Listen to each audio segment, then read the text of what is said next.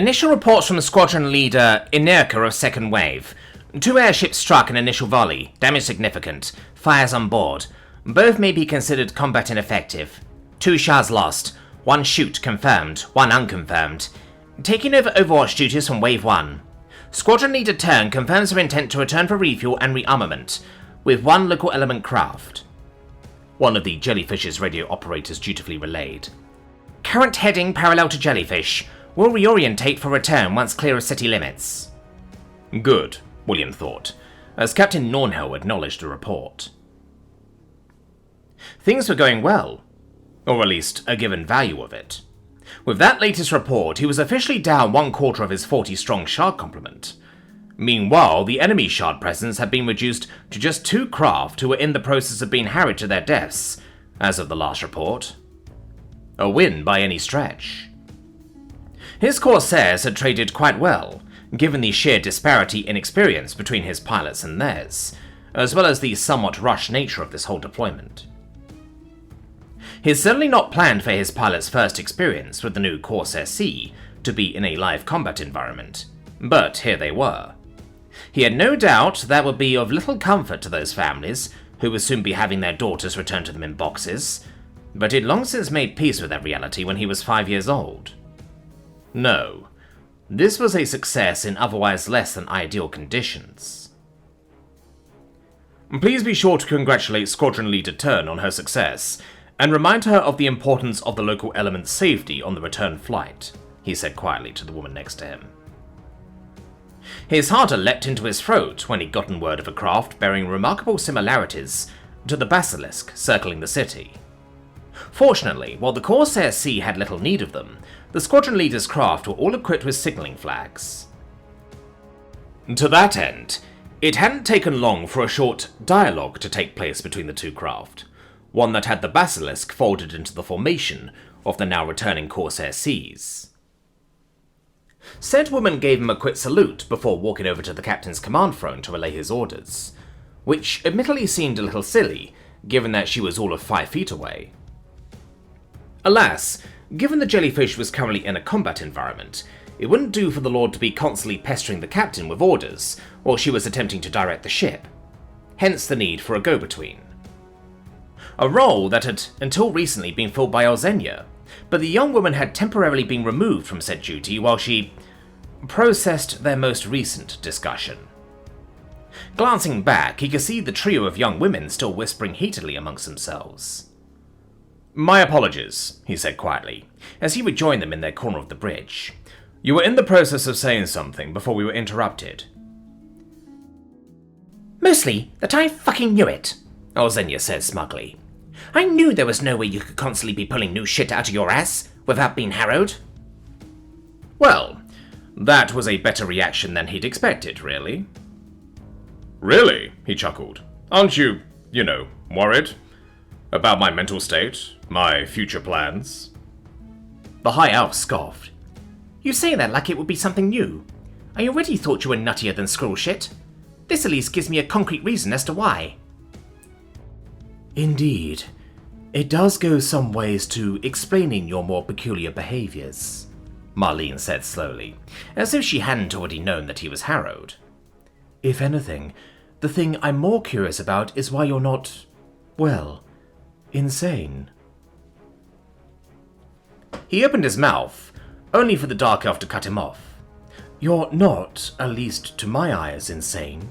Nor even Alzenia's, really. You're eccentric and dramatic, to be sure, but you aren't as a harrowed person should be." Alzenia looked like she wanted to argue that point, before ultimately sighing. "She's not wrong. Admittedly, I've never seen a harrowed person, but you don't match the descriptions for them. Not properly, at least." Glancing past the elves, William caught the eye of the thus far silent Verity. Seeing his expression, the orc just shrugged. I can't say I ever suspected anything like Alzenia and Marlene say they did. Though to be honest, I don't really see the big deal. You've got magic knowledge in your head." Despite himself, William nearly laughed at that, even as Marlene and Alzenia cringed. He supposed it made sense. All 3 of them, being noble-born, had grown up with the dangers of harrowing being constantly drilled into their heads. Verity, by contrast, would likely have only gotten similar warnings in passing once she entered the academy. She'd not have grown up with the spectre of some aunt, uncle, or cousin who'd attempted to gain knowledge from the Fae and ended up harrowed leaning over her. Well, let's just say that I'm something of an exception to the rule in a few ways. Not as many as I'd quite like, but as you can see, I'm not entirely insane. He laughed. Quite, Marlene said dryly. Though as much as I like to ask about why that is, I'm more curious as to why you chose to tell us now. Because people outside our group are going to start accusing me of it now, he said. The other things I created, I could hide behind the work of others. The only things people know for a fact that I designed and created were the Spellbolt and the Flashbang. The Kraken Slayer was something the Crown supposedly created, and I unknowingly contributed to. The Gramophone was something I worked to keep the origins of as mysterious as possible. He shrugged. This, though? Artificial cores? Evilest bob bows? Evilest javelins? Explosives that don't require enchanting or alchemy to achieve? At least, not alchemy as anyone knows it. He glanced back to make sure none of the crew were close enough to be listening in. Nah, I'd say that by tomorrow morning the cat will be entirely out of the bag on just how I keep putting this shit off. And there'll be people who'll use my status as an excuse to see me locked away. There existed legal precedent for those undergoing the effects of harrowing to be institutionalized. For those that were nobles, that typically meant their lands were to be passed on to their nearest relative, or heir. For the moment, given his lack of a spouse or heir, that meant his territory would end up going straight back to the crown. Which would be pretty ideal for Yelena. She'd get access to all the facilities he'd built, his experienced workforce, and she'd have him under lock and key so they could plumb his mind at will. Basically, the same situation as she would have had if he'd agreed to marry one of her daughters, but with less steps, and even more convenience. She'd do it too, if she could get away with it. For the longest time, the only thing keeping her from simply locking him away to get access to the secrets of the Kraken Slayer had been the threat of the Blackstones being given access to those same secrets, as part of his failsafe if he ever went missing. For access to artificial mithril cores, though, and whatever else she could get out of me from an interrogation chair, she'd make that trade in a heartbeat, he thought. Which is why he'd kept this all a secret for so long, until the moment in which he revealed his true capabilities could coincide with him gaining enough notoriety that he couldn't simply be cast aside. Originally, he'd planned for that moment to be roughly around the same time he married the twins and secured the Summerfield Duchy for them. As a ducal consort, he'd have been all but untouchable. More to the point, provided the twins weren't too horrified by the revelation of his harrowed nature, he'd also have had access to an entire duchy's worth of industry to pull from. Ah, but for the plans of mice and men, he thought. Still, this situation wasn't entirely terrible. It wasn't ideal, but it wasn't unworkable. So long as he actually managed to save the capital from this attack, there was no way Yelena would be able to use his harrowed nature as an excuse to censor him. For him to save the day, mad or not, and then have his assets seized by the crown, that would reek of blatant opportunism on the part of the government that would likely need the people's trust more than ever. Sure, some nobles would likely still argue for him to be locked away anyway, but William couldn't see Yelena going through with it. Not with a civil war on the horizon and a decent chunk of her vassal fleet now burning merrily in and over her capital city. No, she'd work with him, harrowed or not. Still, this was the moment for plugging up any gaps in his defense. To that end, he continued, in the days to come, people who will want to see me removed will likely approach you. They'll be asking for insights into my character, for you to speak out against my stability. Even as he spoke, he knew he'd soon be having to have a similar conversation with the twins, one he would have much preferred to have after he'd just secured a duchy for them. As it was, his plan was simply to march down to the hangar and give them a heroic and very sane welcome. Hell, he wouldn't even chastise them for their part in tonight's insanity, no matter how much he wanted to. Hopefully they might also have some idea as to where Griffith is, he thought anxiously. When they'd spoken over Orb, the principal hadn't been sure of the woman's location. Hell, she didn't even know if the Dark Elven instructor had been part of the initial doomed flight up against the enemy fleet, or was part of ongoing defense on the ground. William was praying for the latter, even if he didn't have much time to dwell on it.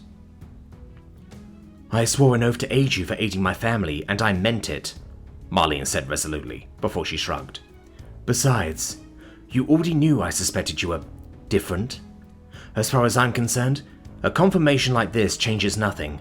I know I speak for my family in that too. Despite herself, William felt his smile grow as the Dark Elf spoke, even if he'd sort of already known that was going to be her answer. It was nice to have it confirmed, though. You gave my family a home, Verity spoke next, tone as firm as he'd ever heard her, before turning bashful as his gaze turned towards her. I mean, to be honest, the harrowed thing doesn't really bother me, mostly because I don't really get why it's a big deal. You've got void knowledge, right? And that usually makes people nutty, but you seem fine. Well, more or less. William's grin grew as he regarded the orc. My thanks, Verity, for that ringing endorsement. The orc flushed and looked away, which only made him grin more. Not least of all because he already knew Bonlin's answer too. While she was currently out with the bombing team, he knew that if she were here, she'd be talking about how she'd be missing out on the profits from the gramophone if he got locked up. Of course, that left him with the one person, though, whose support wasn't guaranteed. Indeed, as he looked over, Olzenia looked a little conflicted. Sure, he'd offered her the position of captain for the jellyfish, and a plot of land in his territory, but his soon-to-be opponents would be able to offer a lot more. And Olzenia had always been a climber, socially, politically, and personally. Seeing that he was watching her now, along with the rest of the team, the elf seemed to come to a decision, though, as she sighed. Well, you already know that I think you're nuttier than squirrel shit, but no one beyond our team will ever hear that from me. William felt a part of his soul he almost hadn't known existed seemed to unclench itself as the blonde continued. Not least of all because that would mean I wouldn't be able to captain the ship that saved the capital. Way I see it, in a month, whoever holds that posting will have to beat the boys off with a stick, she chuckled. Plus, I've already picked out a spot of land I liked on that rocky dirt heap you call a territory. I'd hate to have to go for the hassle of doing that again somewhere else. She laughed at those words, clearly intending them as a joke, but William was having none of it as he stared at her. Thank you, Olzenia. Your support, well, it means a lot. Ah, not so fast, the elf grinned. I still have one condition. I figure I'm owed that much if it means supporting your insane ass in whatever manners you have planned for the future. William swallowed. Though he could hardly begrudge the young woman wanting to make the best of the situation. He literally just thought that she was a climber. I get it, she continued, seeing his silence as consent, even as she ignored the glares of her other teammates. I get why you felt the need to hide stuff. From us, from the world. No idea how long you've been walking around with all that void shit in your head, but I'm willing to bet you've had it since before we met. He nodded, slowly, not entirely sure where she was going with this. Well, no more, she said with finality. We're a team. That means you include us. Your plans, goals, secrets, everything. If I'm in this with you, I want to know that you're in this with me. George hesitated. William didn't. I can do that, he said slowly, ignoring the dryness in his mouth. No, there'll definitely be stumbling blocks, but I can try. Olzenia huffed, crossing her arms and looking away. So'll I ask? Grinning, Verity looked like she was about to speak, when her eyes widened as she glanced over his shoulder. Turning to see the cause, William found himself face to face with the bridge officer, who was acting as his go-between with the captain. The crewwoman shifted uncomfortably. Report from Inekra, my lord. In response to our attack, it seems the enemy chose to shift an airship into a protective stance above the rest of the fleet. William nodded, unsurprised. He hadn't expected them to retreat. The adversary likely believed they could achieve their objective before his corsairs returned, or perhaps they doubted his ability to repeat the feat he just performed. After all, by local reckoning, his fleet had just unleashed a devastating barrage of enchanted ordnance of a scale capable of essentially depleting the reserves of a smaller noble house. Personally, he was leaning towards the former. Not that it mattered. Even if they attempted to flee now, the returning Corsair wave would be able to catch up in time to hunt them down. Still, it was unfortunate they hadn't chosen to flee. With the airships gone, and with the opposing Shahs too entangled in their losing battle with his own, the Academy's Shahs could have finally launched without fear of being shredded on takeoff. Well, once the enemy commandos had been cleared out of the hangars and off the runway, he thought. If they could do that, though, well, an entire academy's worth of fighters will let him tear apart the larger fleet, threatening the palace in half the time. Yes, and? He prompted. His tone clipped. The crewwoman hesitated, her voice faltering for the first time. The, enemy vessel that was moving into defensive formation, sir. They're deploying troops onto the airships they're shielding via parachute. William froze. What? Okul loved this feeling. Gliding through the air, her target looming ever larger before her, as the wind whistled past her ears. It was a sensation like no other, and what brought to an end far too soon as she flared the ether thrusters in her boots and palms. The expulsion of blue-green gas served to just barely slow her descent, such that when she hit the deck of the opposing craft, she still needed to roll to disperse some of her momentum. Which was fine. That was the plan. What the hell do you greenskins think you're... Whatever else the slaver standing on deck had been about to say was cut off as Okul's flung axe embedded itself in her chest. The York didn't wait for the body to finish falling before she brought her bolt bow up with one hand to spray down the collection of humans manning the nearest pivot gun. Mercenaries, brought on this excursion to further muddy the waters in regards to the fleet's origins. They died all the same. Around her, other orcish mages were touching down on the Lunite craft, with similar results as they slaughtered the other two elven sailors standing on deck, before turning their weapons on the humans. Not one managed to turn their ether-powered pivot guns in the direction of the orcs before they went down. And with that, the deck was theirs. Glancing up, Okul could see the parachutes of the Blood Oath's non-mage complement of warriors slowly start to drift down towards the deck. She didn't wait for them, as she sprinted toward the nearest doorway into the interior of the craft. Speed was the name of the game here. The faster they moved, the less chance the enemy had to realize they were under attack.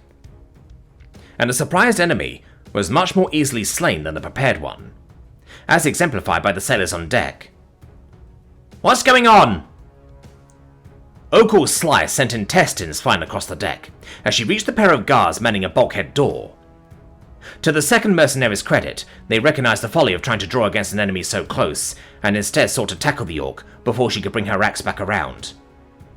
Unfortunately, they failed to recognize the threat of the greenskin's elbow as it slammed unerringly into the woman's face.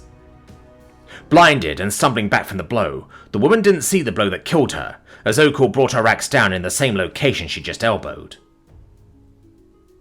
Pulling the axe back, she made ready to advance, to perform her bloody work against the sailors that would be beyond the doorway, only to pause. Chains. That was what she saw first, and she cursed herself for it as she noticed the colour of the people in those chains. Pink, brown, yellow, no green. Humans. Again. But unlike the armoured ones she'd just slain, these were clad in little more than rags as they stared fearfully at her. Those closest were straining against the chains that had shackled them to their posts as they sought to use the ether cannon they'd just been manning as an impromptu shield. Slaves hadn't been unexpected. Given the clandestine nature of this trip, it had been mentioned in the slavers' briefing that the gunnery crews would be comprised of slaves who could be silenced once the mission was completed. The crew of the Blood Oath had simply assumed those slaves would be orcs. And some were, she now noticed. 1 or 2, near the back.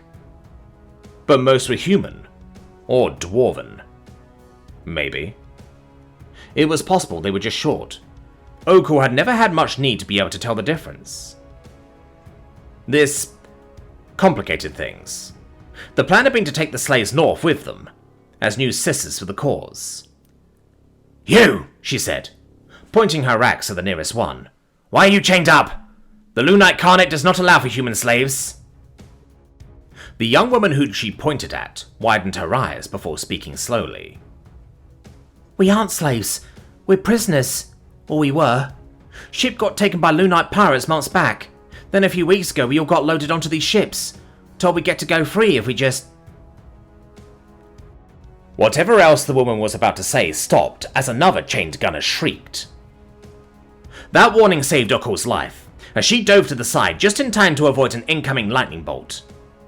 The crew of a cannon behind her was not so lucky, as the blast fried all 5 of them, their chains acting to conduct the lethal power of the spell through all their bodies.